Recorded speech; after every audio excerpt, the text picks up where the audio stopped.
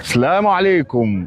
يا رب تكونوا بخير جميعا. زي ما انتم شايفين التفاصيل الحلوه اللي انا فيها دي، والمكان الساحر ده، والطوب اللي ماشي مع الاجواء دي، والمحافظه الجميله وهي محافظه مرسى مطروح. بصراحه عايز اتكلم عنها، بس مش هتكلم بقى عن المعالم الجميله وطبيعتها والميه والوانها وتفاصيل قد ايه جميله قوي، والرمله وكل حاجه بصراحه جميله قوي. بس انا هتكلم في حاجه تانية، ويمكن ممكن ما يكونش حد بياخد باله منها كتير، بس هي احلى من احلى حاجه، ودي اللي بتخلي الواحد فعلا يجي يغير جو هنا ويتبسط.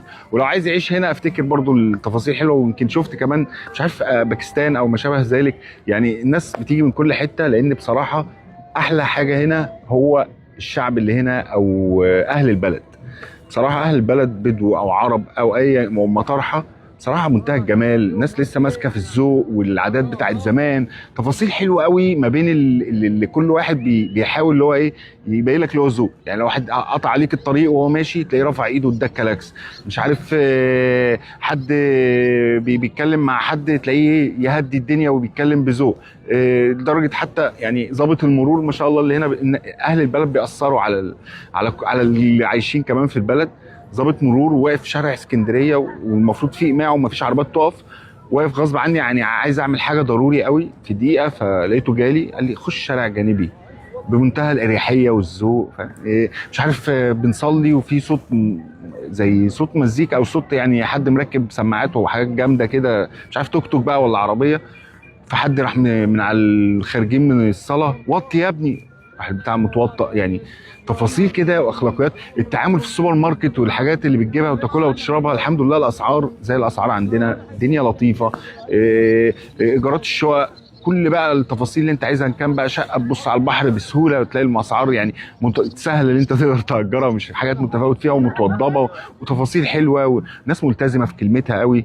بصراحه يعني عاشرت منهم جزء، الناس في منتهى الجمال وقد كلمتهم وتفاصيل حلوه، ما يحسكش كده اللي فيه يعني ايه زي ما بيقولوا اشتغالات او حاجه كده. لدرجه اللي حد قابلته من البحرين وكان معاه طفل مش عارف لعب العاب مائيه وكسر له حاجه، او يعني عيني اتشرخ صباعه او كده، واللي رحت المستشفى في دقيقه واحده خلصوا كل حاجه والدنيا ميسره ومش عارف. قال لي المبلغ رمزي اللي خدوه منه، او يعني الرسوم مش عارف كانت كام، حاجات رمزيه قوي قوي، يعني اقل من 100 جنيه تقريبا او حاجه كده.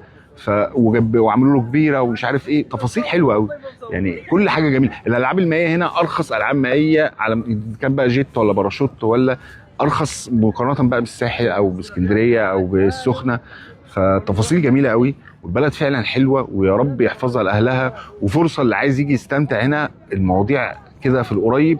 والميزه اللي الناس هنا عندها العادات والتقاليد اللي احنا اتربينا عليها. يعني انا اتربيت على الكلام ده في شبرا، الدنيا بقى خدتنا وقلت الحاجات دي، لكن هنا لسه متمسكين بيها، والكبير كبير والصغير صغير، وده يحترم ده وده، وباين جدا في الذوق. وتلاقي اي حد على طول بيسلم عليك كده، مجرد عينك تيجي في عينه مسلم عليك ومبتسم في وشك ومرحب بيك.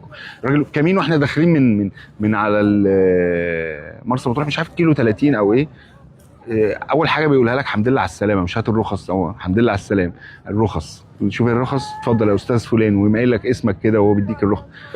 تفاصيل حلوه قوي. مش عارف بيكشفوا على ايه، خليه لسه هنزل، قال لي لا يا فندم خليك في العربيه، هنكشف على الحاجه وهنجيبها لك لغايه عندك. فعلا كشف على الحاجه وراح جاي مديها لنا لغايه عندنا. كل حاجه جميله، يعني كل حاجه اتعاملت معاه بصراحه. يا رب يحفظ البلد دي، وبجد من اكتر الاماكن الى قلبي. يعني فعلا لو الواحد عايز يعني ربنا يكرمه كده بتفاصيل حلوه يقدر يعيشها. يا رب يا رب يحفظ مصر، وبحبك يا بلدي وبحب اهلك قوي. السلام عليكم، ويا رب التفاصيل دي تكون عجبتكم، ويا رب لو غنى برضو عجبتكم كده في التفاصيل دي حلوه قولوا لها ما شاء الله. السلام عليكم.